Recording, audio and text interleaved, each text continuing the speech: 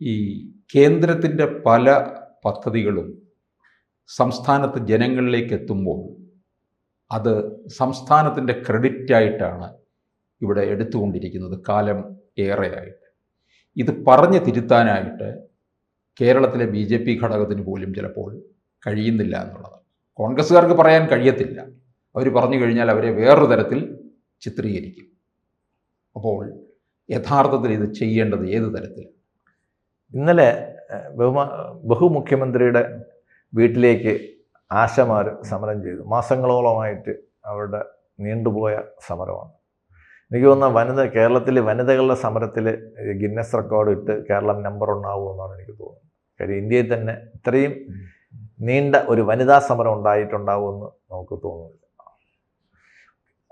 ഇത് ഒരു ഭാഗത്ത്. രണ്ടാമത്തെ ഭാഗത്ത് CPMന് BJPക്ക് ഒരിക്കലും ബ്രേക്ക് ചെയ്യാൻ പറ്റാത്ത 3 സംസ്ഥാനങ്ങളാണ് കേരളവും തമിഴ്നാടും വെസ്റ്റ് ബംഗാളും. യാദൃശ്ചികമായിട്ടാണെങ്കിൽ ഈ 3 സംസ്ഥാനങ്ങളും ഒരുമിച്ചാണ് ഇലക്ഷന് വരുന്നത്, നിയമസഭാ ഇലക്ഷന് വരുന്നത് ഒരുമിച്ചാണ്. അപ്പോൾ BJPയെ സംബന്ധിച്ചിടത്തോളം ഈ 3 സംസ്ഥാനങ്ങളിലും അധികാരത്തിലെത്താത്തത് എന്തുകൊണ്ട് എന്ന് ചോദിച്ചു കഴിഞ്ഞാൽ ഈ 3 സംസ്ഥാനത്തിലുമുള്ള നേതാക്കളുടെ തന്ത്രങ്ങൾ മെനയാനുള്ള കഴിവുകേടാണെന്ന് പറയേണ്ടി വരും. ഇപ്പോൾ തന്നെ തമിഴ്നാട്ടിലെ ഏകദേശം അണ്ണാമലൈ ജയിക്കും എന്നൊരു ഘട്ടം വന്നപ്പോഴത്തേക്ക് അണ്ണാമലയെ അവിടെ നിന്ന് മാറ്റി. കേരളത്തിലെ സക്സസ് ആയിട്ട് വരുന്ന ചില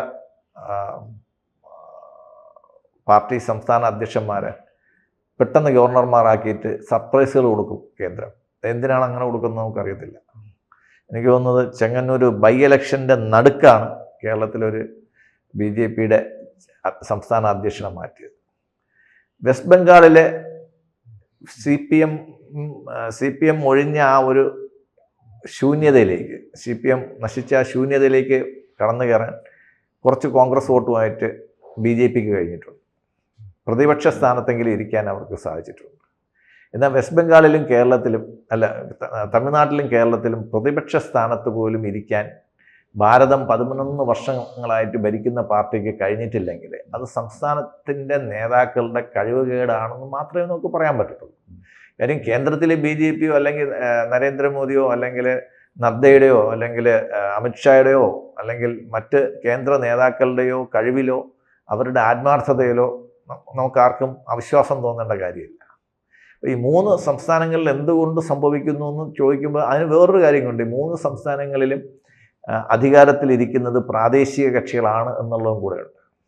BJPക്ക് 3-ാം സ്ഥാനത്ത് എത്താൻ പറ്റുന്നുണ്ടെങ്കിൽ അത് പ്രാദേശിക കക്ഷികൾ 1-ാം സ്ഥാനത്ത് നിൽക്കുന്നത് കൊണ്ടാണെന്ന് പറയേണ്ടി വരും. ആന്ധ്രയിലും തെലങ്കാനയിലൊക്കെ സ്ഥിതി മാറിയിട്ടുണ്ട്.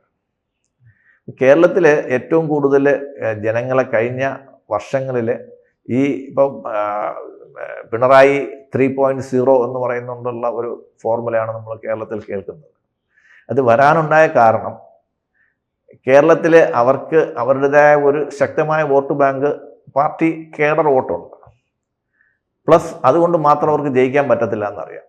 അതുകൊണ്ട് അവർ വേറെ 2 കൂട്ടരെയും കൂടെ അവർ റെഗുലറായിട്ട് നമ്മളെ അടിമകളാക്കി വയ്ക്കുക എന്നുള്ള രീതിയിൽ അവർ അടിമകളാക്കി വയ്ക്കുന്നു. ഏകദേശം 65 ലക്ഷത്തോളം പേര് കേരളത്തിൽ ക്ഷേമ പെൻഷൻ വാങ്ങിക്കുന്നുണ്ട്.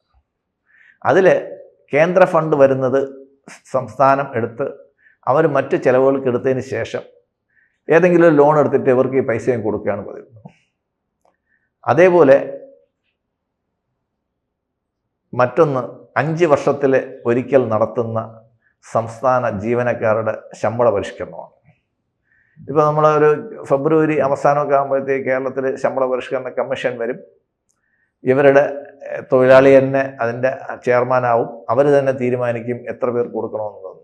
എനിക്ക് തോന്നുന്നത് കഴിഞ്ഞ ശമ്പള കമ്മീഷൻ പരിഷ്കരണത്തിൻ്റെ തുകയായിട്ട് ജീവനക്കാർക്ക് ഇപ്പോൾ തന്നെ കൊടുക്കാനുള്ള ഏകദേശം 25,000 കോടി രൂപയുടെ കുടിശ്ശിക ഉണ്ടെന്നാണ് കണക്ക്.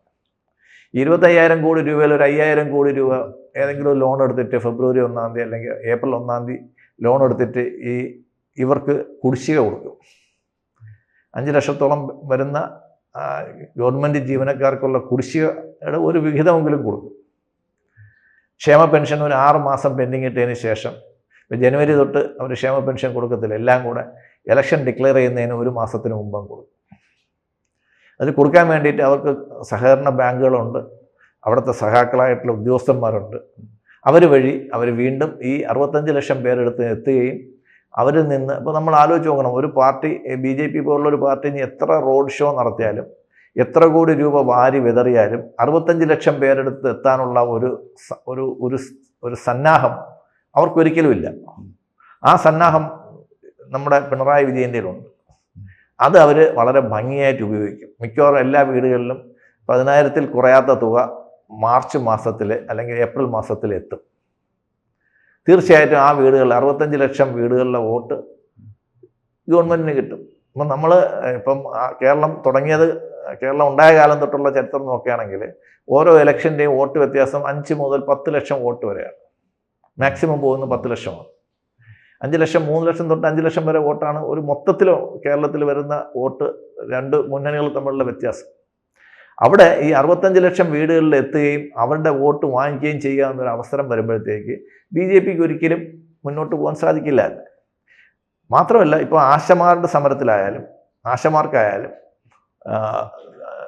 നമ്മുടെ സാമൂഹ്യ പെൻഷൻ വാങ്ങിക്കുന്നവർക്കായാലും വാർദ്ധക്യ പെൻഷൻ വാങ്ങിക്കുന്നവർക്കായാലും അവർക്ക് കിട്ടേണ്ട വിഹിതം എല്ലാ മാസവും കൊടുക്കാൻ ഈ കേന്ദ്ര ഗവൺമെൻറ്റിന് ഈ പ്രത്യേകിച്ചും എല്ലാവരുടെയും അക്കൗണ്ട് വഴിയാണല്ലോ പോകുന്നത്. ഇപ്പോൾ എല്ലാവരുടെയും ബാങ്ക് അക്കൗണ്ട് അവരുടെ കയ്യിലുണ്ട്. എന്നാൽ അതിൻ്റെ ബെനിഫിഷ്യറീസ് ആരെന്ന് അവർക്ക് നല്ലോണം അറിയാം. അപ്പോൾ അവർക്ക് ഈ പൈസ അവരുടെ അക്കൗണ്ടിലേക്ക് നിക്ഷേപിക്കുന്നതിന് സംസ്ഥാന ഗവൺമെൻറ്റിൻ്റെ സഹായം എന്തിന് എന്നുള്ളതാണ് ഒരു ചോദ്യം, അല്ലേ? ഇപ്പം നമ്മൾ ഒരു ആരോഗ്യത്തിന് കുഴപ്പമില്ലാത്ത ഒരാൾ വടി പിടിച്ച് നടക്കുന്ന കണ്ടു കഴിഞ്ഞാൽ ആൾക്കാർ അയാളെ മെൻ്റൽ ഹോസ്പിറ്റലിൽ കൊണ്ടുപോകും. ഇപ്പോൾ BJP ഈ രീതിയാണ് കാണിക്കുന്നത്. ഒരു അസുഖവും ഇല്ലാത്തവർ ഈ പൈസ ഈ 65 ലക്ഷം കുടുംബങ്ങൾക്ക് കൊടുക്കുന്നതിന് വേണ്ടിയിട്ട് അവർ പിണറായി വിജയൻ്റെ സഹായം അഭ്യർത്ഥിക്കുന്ന ഒരു അവസ്ഥയാണ് നമ്മൾ കാണുന്നത്. ഇതിൻ്റെ യുക്തി എന്താണെന്ന് കേരളത്തിൽ ഇത് കേൾക്കുന്ന ജനങ്ങൾ തീരുമാനിക്കട്ടെ. ഈ ഇത്രയും പേർക്ക് പെൻഷൻ കൊടുക്കാൻ കേന്ദ്ര ഗവൺമെൻറ്റിൻ്റെ കയ്യിൽ നിന്ന് ഈ പെൻഷൻ എടുത്ത് ഓരോ വ്യക്തിക്കും കൊടുക്കാൻ സംസ്ഥാന ഗവൺമെൻറ്റിൻ്റെ ആവശ്യം എന്താണ് എന്നുള്ളതാണ് ഇവിടെ വളരെ പ്രസക്തമായ ഒരു ചോദ്യം. അതിന് BJP ആണ് ഉത്തരം പറയേണ്ടത്. നിങ്ങൾ എന്തുകൊണ്ടത് ചെയ്യുന്നില്ല? ഇപ്പോൾ കർഷക തൊഴിലാളികളുടെ പെൻഷൻ അവർക്ക് അവരുടെ അക്കൗണ്ടിൽ പോകുന്നുണ്ട്. അപ്പോൾ അതിൻ്റെ ക്രെഡിറ്റ് എന്തായാലും സംസ്ഥാന ഗവൺമെൻറ്റിലോട്ട് വരുന്നില്ല. അപ്പോൾ അതൊരു പ്രസിഡൻസ് ആണ്. കർഷക തൊഴിലാളികൾക്ക് കൊടുക്കുന്നത് പോലെ ഇപ്പം ഞാൻ തന്നെ വ്യക്തിപരമായിട്ട് സംസാരിച്ചപ്പോൾ വർഷങ്ങളായിട്ട് CPM-ന് വോട്ട് ചെയ്തുകൊണ്ടിരുന്ന കർഷക തൊഴിലാളികൾ പലരും കഴിഞ്ഞ തവണ BJP ഗവൺമെൻറ്റിന് വോട്ട് ചെയ്തു. ഞാൻ അവരുടെ അടുത്ത് ചോദിച്ചു എന്തുകൊണ്ട്. ഞാൻ അവിടെ ചെന്നപ്പോഴത്തേക്ക് അവർ BJP-യുടെ സ്ലിപ്പാണ് കയ്യിരിക്കുന്നത്. ഞാൻ ചോദിച്ചു എന്താ ഇത് ഇങ്ങനെ ഇരിക്കുന്ന ചേട്ടാ? അത് പറഞ്ഞ അല്ല, ഞങ്ങൾക്ക് പെൻഷൻ കിട്ടുന്നുണ്ട് കേന്ദ്രത്തിൽ നിന്ന്, അത് കേന്ദ്രത്തിൽ നിന്നാണ് തരുന്നത്, അതുകൊണ്ട് ഞങ്ങൾ ഇനി കേന്ദ്രത്തിന് വോട്ട് കൊടുക്കുന്നുള്ളൂ എന്നുള്ളൊരു സംസാരം വന്നു.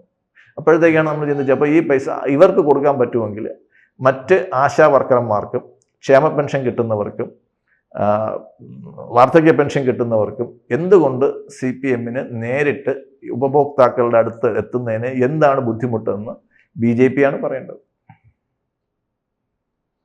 അത് പക്ഷേ കേരളത്തിൽ പലപ്പോഴും പല കാര്യങ്ങളും അവർ വിശദീകരിച്ചു കൊടുക്കുന്നതിൽ പിറകോട്ട് പോവുകയാണ് ചെയ്യുന്നത്. അതെ, മാറി മാറി വരുന്ന BJP-യുടെ സംസ്ഥാന നേതൃത്വം BJP-യെ പല ചാനലുകാരും കളിയാക്കി KJP എന്ന് വിളിക്കാറുണ്ട്, ഇപ്പോൾ CJP എന്ന് വിളിക്കുന്നുണ്ട്. ഇതിൻ്റെ കാരണം എന്താണെന്നും ഇവരെ രാഷ്ട്രീയമായിട്ടും ആശയപരമായിട്ടും നേരിടാൻ BJP-ക്ക് കരുത്തുള്ള നേതാക്കളില്ലായിരുന്നു. ശ്രീ വത്സൻ തില്ലങ്കരിയെ പോലുള്ളവരായിരുന്നു കേരളത്തിൽ BJP-യുടെ പ്രസിഡന്റ് ആയിരുന്നെങ്കിൽ ഈ ഒരു അവസ്ഥ വരില്ലായിരുന്നു. ഇപ്പോൾ കേരളത്തിലൊരു കാര്യത്തിന് വേണ്ടിയിട്ട് അമിത്ഷായ്ക്ക് കത്തെഴുതിയിട്ട് കാര്യമില്ല. കേരളത്തിലെ സംസ്ഥാന അധ്യക്ഷൻ ചെയ്യേണ്ട കാര്യങ്ങൾ കേരളത്തിലെ സംസ്ഥാന അധ്യക്ഷൻ ചെയ്യണം. അതുകൊണ്ടാണ് കേരളത്തിൽ നിന്ന് പുറത്തുനിന്ന് ഒരാളെ കേരളത്തിലെ സംസ്ഥാന അധ്യക്ഷനായിട്ട് കൊണ്ടുവന്നത്. എന്നിട്ട് ഇവിടെ വന്നപ്പോഴത്തേക്ക് വീണ്ടും പഴയ അവസ്ഥക്കാലം ഗതികേടിലേക്കാണ് നമ്മൾ പോകുന്നത്. ആദ്യമൊക്കെ വന്നപ്പോഴത്തേക്ക് ഞാൻ തന്നെ ഒത്തിരി വീഡിയോസ് ചെയ്തിട്ടുണ്ടായിരുന്നു ഇദ്ദേഹത്തിൻ്റെ കാര്യങ്ങളെ പറ്റിയിട്ടും നല്ല കാര്യങ്ങളെ പറ്റിയിട്ടും. പക്ഷേ പെട്ടെന്ന് അതൊക്കെ അവസാനിക്കുന്ന ഒരു ഡീലിലോട്ടാണ് നമ്മൾ കാണുന്നത്.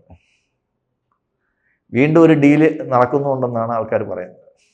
കൂടുതൽ വാർത്തകളും വിശേഷങ്ങളും നിങ്ങളിലേക്ക് എത്താൻ ABC മലയാളം സബ്സ്ക്രൈബ് ചെയ്യുക, ബെൽ ബട്ടണും അമർത്തുക.